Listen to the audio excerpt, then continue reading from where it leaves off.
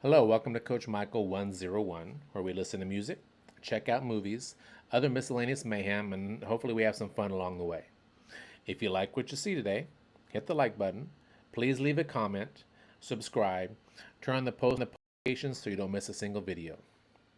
Today we're going to check out a video I've seen advertised or seen posted, but I've never actually watched. It's called The Fallen of WW2. So I have a feeling this is going to be about casualties of the war or famous people who maybe fought in the war and died. Something along those lines.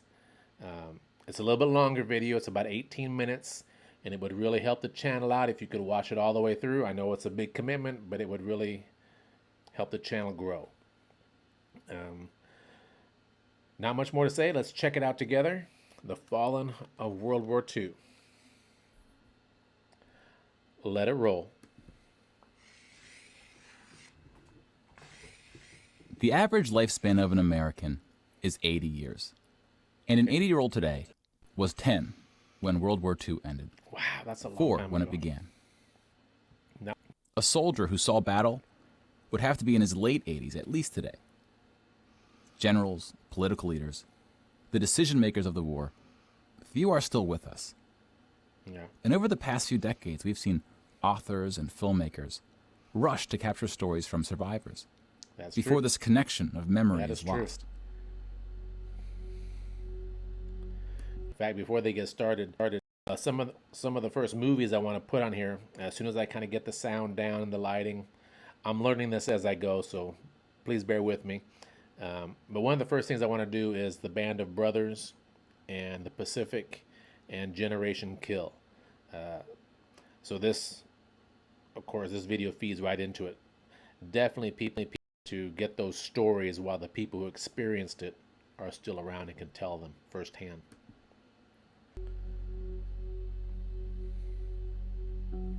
This project is not about individual war stories, and it's not about survivors. Okay. We're going to tally up the tens of millions of people whose lives were cut short by the war, Tens of millions. and see how these numbers stack up to other wars in history, including trends in recent conflicts.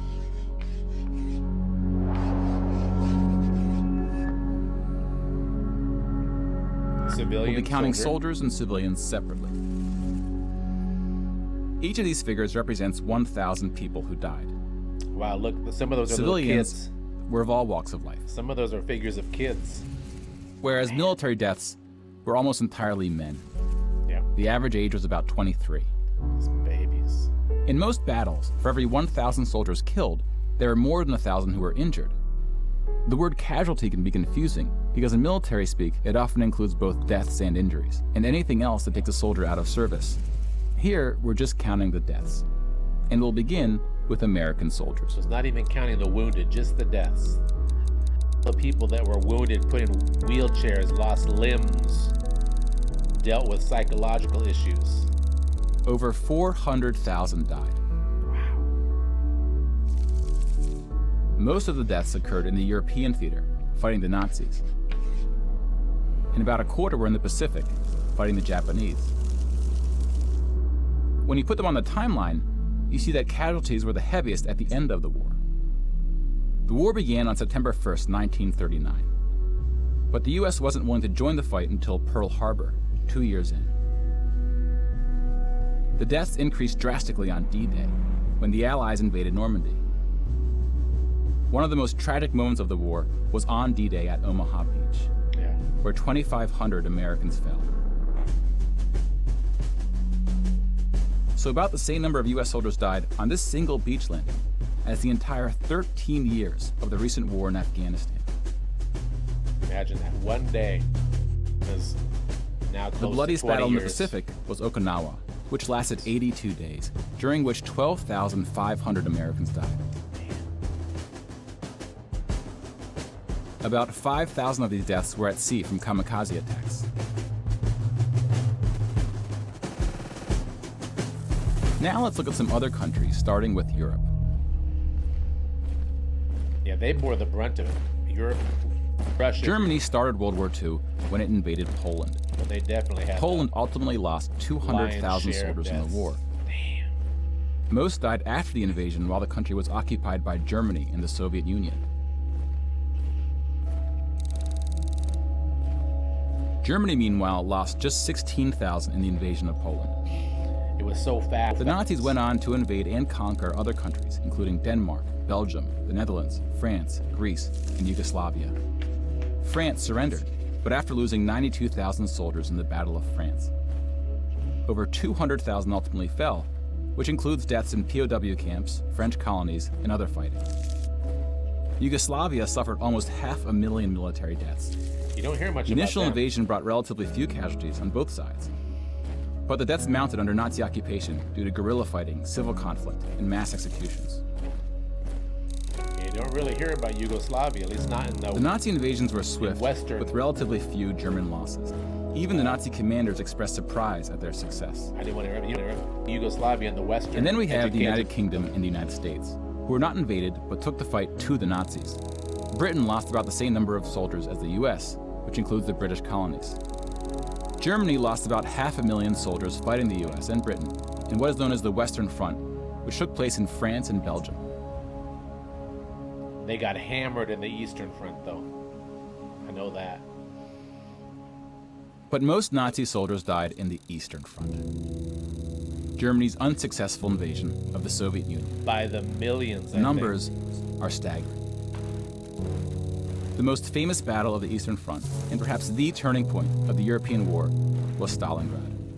The German Sixth Army successfully took Stalingrad, but then got surrounded by the Soviets and cut off from food and ammunition. 500,000 Nazis would ultimately die in Stalingrad. Another 100,000 were taken prisoner, of which 6,000 would ever return. Wow. POWs had a low survival rate throughout World War II, and it was particularly grim in the East. When you include these POWs, roughly the same number of Germans died in Stalingrad as all the... Yeah, not a lot of sympathy was given to the Germans when they were captured. That's for sure, because, you know, they said, you know, 500,000 Nazis died. Well, this might upset some people, but not every single German soldier was a Nazi. That was a member, that was the party in charge at the time, and, you know, the SS were definitely Nazis, but not every German soldier was. So that's kind of a misnomer there, but yeah, there was not a lot of sympathy for the German soldiers if they got captured, because let's face it, they didn't show a lot of sympathy as they invaded. The Western Front fighting against France, the UK, and the US. And though Stalingrad was a victory for the Soviets, they suffered almost twice as many losses as Germany. It's 1.5 million people in The Soviet Union would eventually defeat the once unstoppable German army, I wasn't even killing counting 2.3 million Nazi soldiers.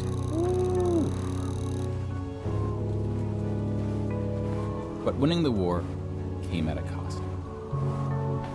Russians would sacrifice their own to win.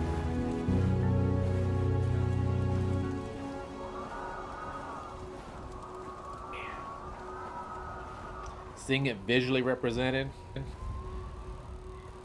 hits a little bit different, doesn't it? Damn.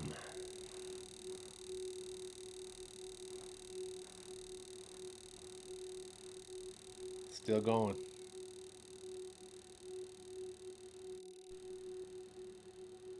You gotta be closing in. 8.7 million is the official tally by the Russian military. I say we're Hotly closing in on disputed 10 number. million. Some studies have calculated as many as 14 million dead. Wow. Look at To that. complete the count of European military deaths, we need to add German deaths from other fronts, including the North and Africa, as well as deaths from other Axis powers allied with the Nazis: Hungary, Romania, and Italy.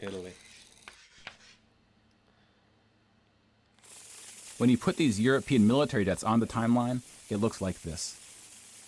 You can now interact with the chart to learn more. Pause the narration if you would like more time. You know, certainly in the Western culture, we hear more, you know, the English, the French, and the American.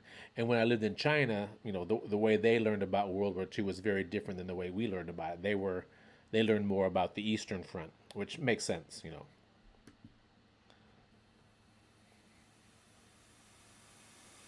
And now we switch to civilian deaths in Europe.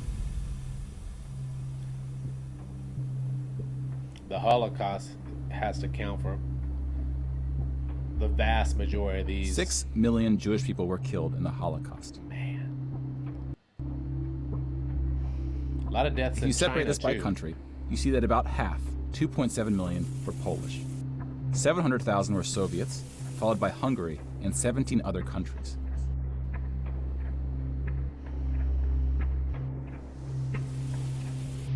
Broken down another way, about half of the 6 million were killed in the concentration camps.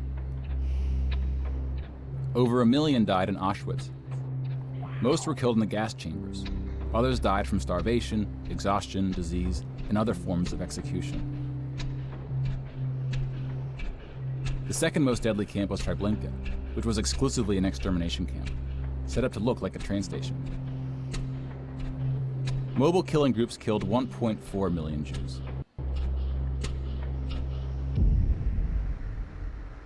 They didn't care. Like with the gas chambers, men were killed adult, first to reduce the risk of revolt. woman, child.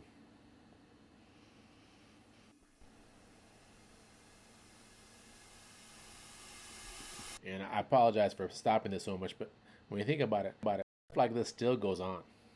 You know, stuff like this still goes on around the world.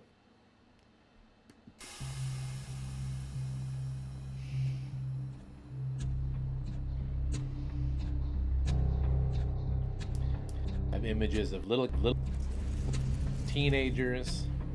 The Holocaust also includes non-Jewish deaths. Between 130,000 to 500,000 Roma, then called Gypsies, were killed.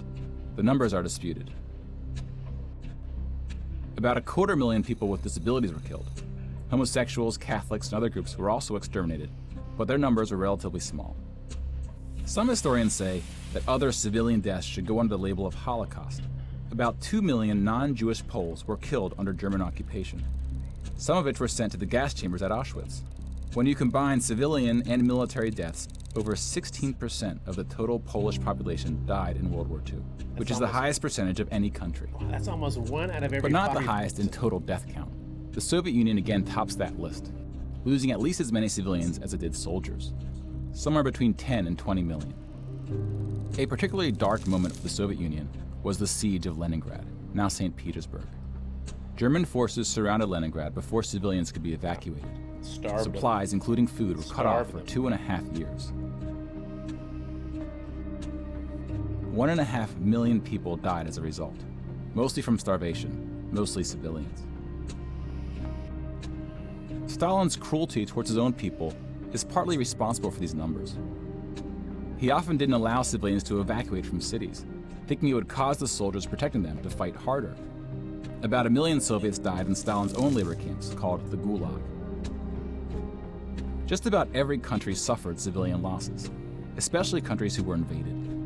While many died as a result of so-called collateral damage, the biggest numbers occurred when it was no accident.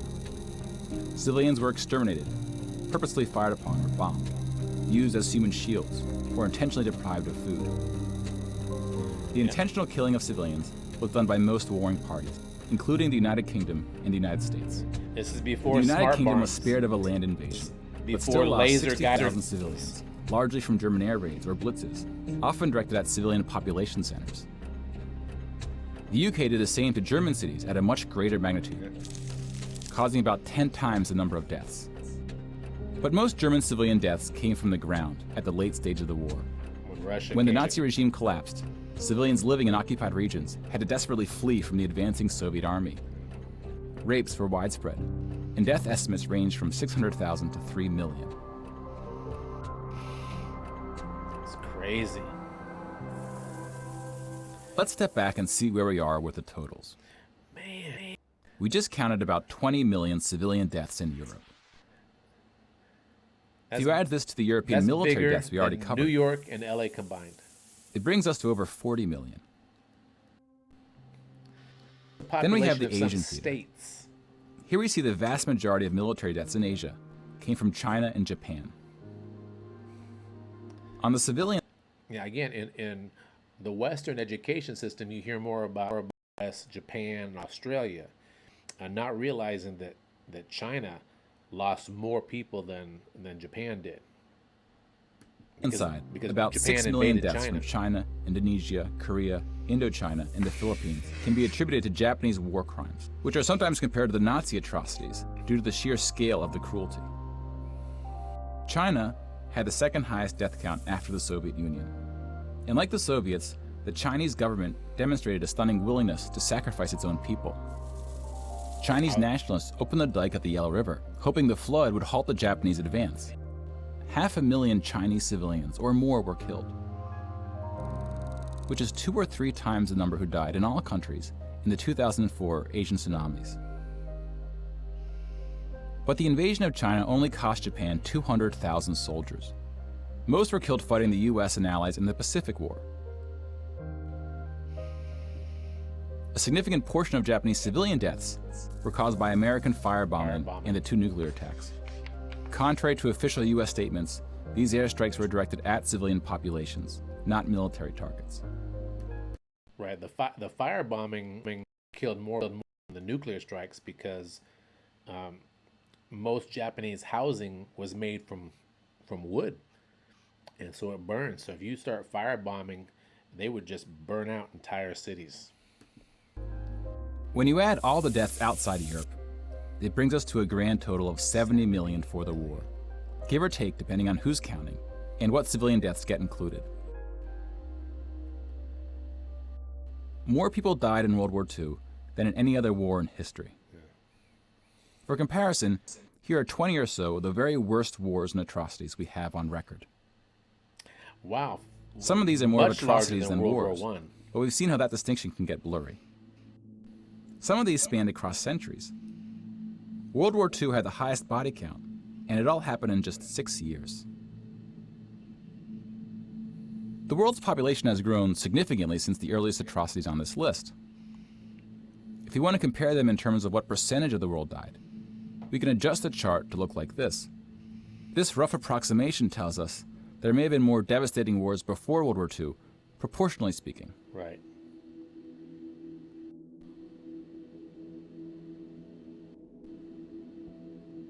I can see that. Which one was that? Let's see that. Which one was We that have called? on record. American Indian Wars. Some of these are more of atrocities than wars, but we've seen how that distinction can get blurry. Some of these spanned across centuries. World War II had the highest body count, and it all happened in just 6 years. On Lushan Revolt. The world's Lushan population Revolt. has grown significantly since China, the earliest I atrocities on believe. this list. On If you want to compare them in China. terms of what percentage of the world died, we can adjust the chart to look like this. the second biggest This rough one is approximation tells us there may have been more devastating wars There's, before World War II, proportionally Attila the speaking. Hun, I think. The Mongols, anyway.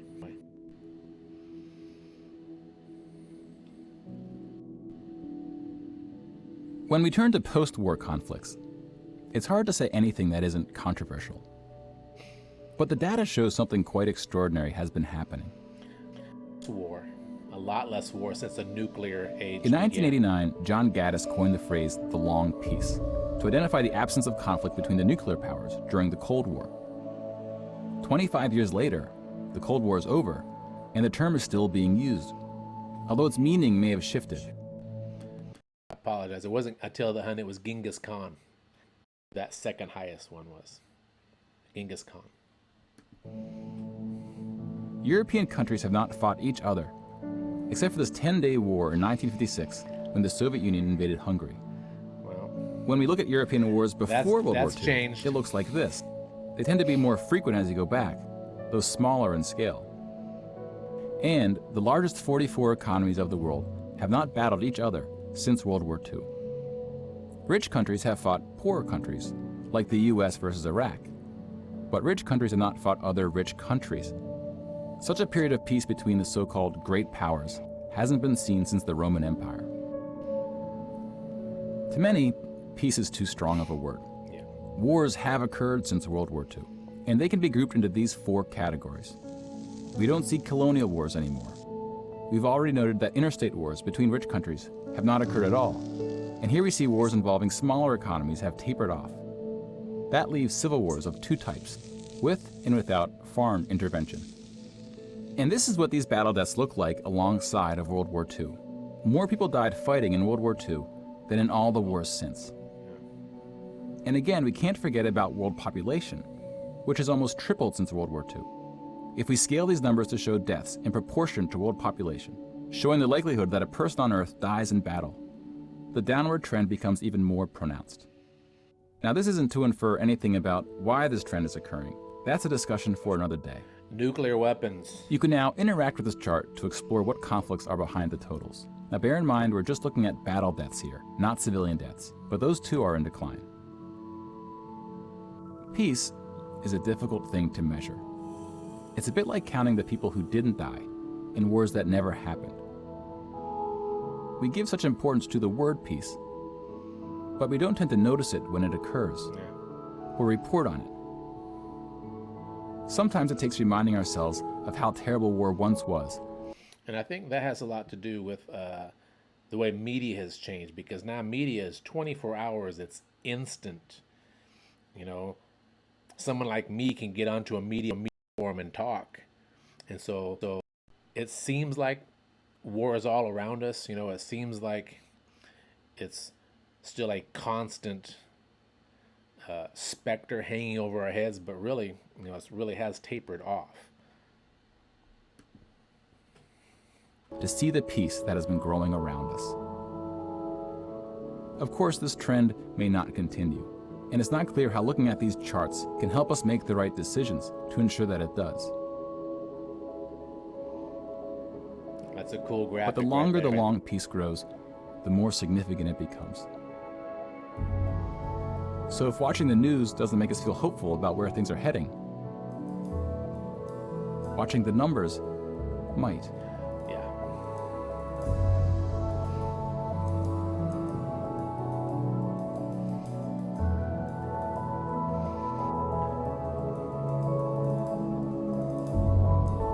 I'll let this roll through so you can see who put it together, because this was very well done.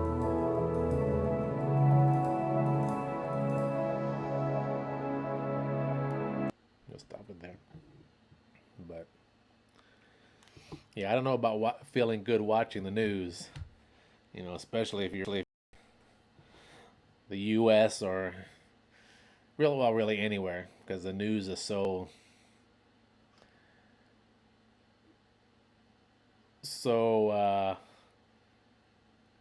it's more than manipulative. The news is all about now. It's all about getting views and attention. So that's the culture we live in now. Anyway, this was an awesome video. Great video. If you liked the video, hit the like button. Please leave a comment down below. Subscribe. I hope you made it to the end of this video. If you did, thank you so very much. It really helps the channel out. Turn on the post notifications so you don't miss a single thing. This is Coach Michael 101, where we listen to music, check out movies, other miscellaneous mayhem, and normally I say have fun while we're doing it, but this was educational. So hopefully we learned today while we were doing this. I'll see you next video.